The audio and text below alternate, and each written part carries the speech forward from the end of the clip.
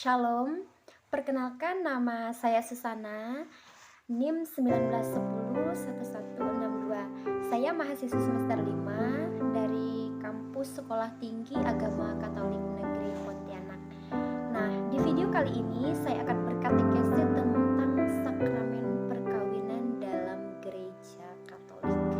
Nah, kita tahu bahwa di dalam gereja Katolik itu kan kita mengenal ada 7, salah satunya yaitu sakramen perkawinan. Nah, di sini saya akan membahas sakramen perkawinan di dalam gereja Katolik. Apa saja sih sakramen atau bagaimana sih sakramen perkawinan di dalam gereja Katolik itu? Di sini menurut Kanon 1055 paragraf 1, perkawinan adalah suatu perjanjian. Perjanjian adalah dasar untuk membentuk kebersamaan hidup antara seorang pria dan seorang wanita. Nah, di sini kanon ini perjanjian perkawinan yang dengannya seorang laki-laki atau perempuan membentuk antara mereka, yaitu persekutuan atau konsortium seluruh hidup yang menurut sifat khas kodratnya terarah pada kebaikan suami istri. Orang-orang yang dibaptis oleh Kristus Tuhan diangkat ke martabat sakramen. Nah, forma sakramen perkawinan ini yaitu kesepakatan pribadi antara seorang pria dan seorang wanita itu sendiri.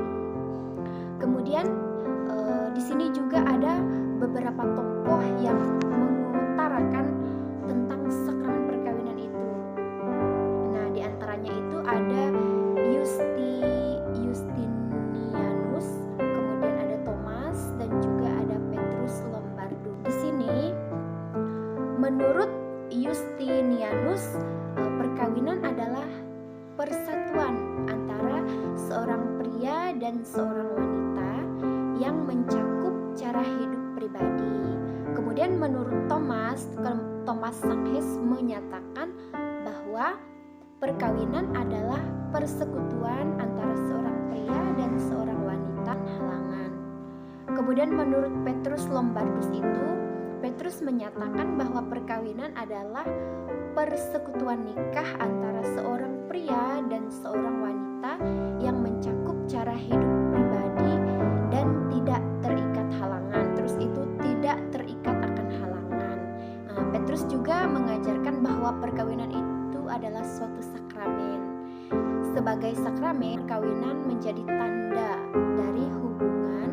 Artinya, lembaga perkawinan sendiri dan cinta kasih suami istri tertujukan kepada lahirnya keturunan atau lahirnya seorang anak kita yang karena janji perkawinan dalam Matius bab 19 ayat 6, mereka bukan lagi dua melainkan satu. Daguan dari perkawinan itu sendiri. Nah, di sini Santo Agustinus menggunakan tembonam martrimonit untuk menjelaskan perkawinan dan sifat hakikinya. Apa saja itu?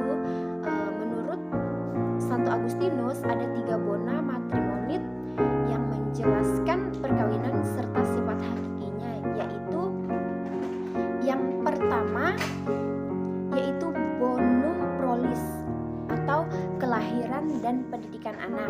Kemudian yang kedua itu ada bonum fidei atau monogami, dan yang ketiga itu bonum sacramenti atau sifatnya tak terceraikan.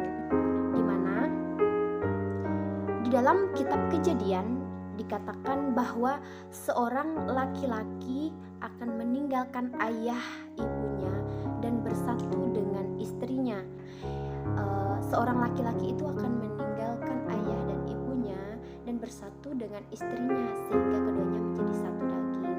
Dalam Kejadian bab 2 ayat 24. Kemudian perkawinan atau monogami atau sebagaimana dengan jelas diungkapkan dalam Imamat 18 ayat 18 bahwa perkawinan juga adalah sebuah kontrak. Nah, kesatuan di dalam perkawinan itu bukan hanya soal kontrak atau janji saja, jadi begitupun sebaliknya istri hidup di dalam suami.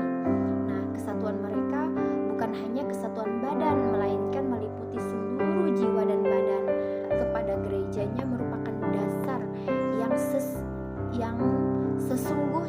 bagi kesatuan suami istri yang telah dibaptis. Nah, kemudian selanjutnya itu sifat sakramental perkawinan itu tidak terbatas pada ucapan, melainkan menyangkut hidup berkeluarga seluruhnya, menjadi perwujudan rahmat.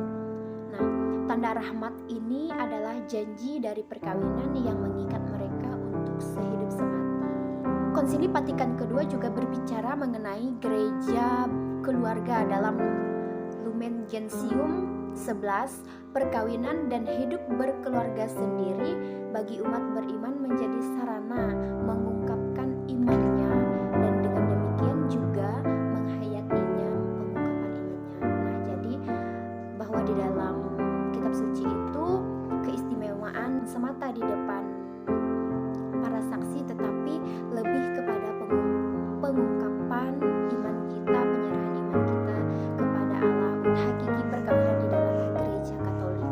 Nah, Kanon 1056 menjelaskan bahwa sifat hakiki perkawinan ialah monogam atau monogami tadi dan tak terceraikan, berarti kesetiaan seumur hidup, sedangkan ketidakterceraian atau indissolubilitas berarti ikatan abadi atau ikatan yang tak terputuskan. Nah, dikatakan KHK Kanon 1061 1141 dikatakan bahwa perkawinan itu tidak terceraikan. Halangan di dalam sakramen perkawinan apa saja sih? Halangan-halangan di dalam sakramen perkawinan itu. Nah, di sini halangan-halangan di dalam sakramen perkawinan itu dibagi menjadi dua, yaitu halangan umum dan halangan khusus. Dan halangan dalam sakramen perkawinan di gereja Katolik terdapat dalam Kanon 11, dan semua orang non-Katolik yang mau menikah dengan orang Katolik belum berumur genap 16 tahun dan perempuan sebelum berumur genap 14 tahun tidak dapat melangsungkan perkawinan, yaitu yang pertama, pewartaan kategorial liturgi. Ini terdapat di dalam Kanon 1063 paragraf 3, di mana perayaan liturgi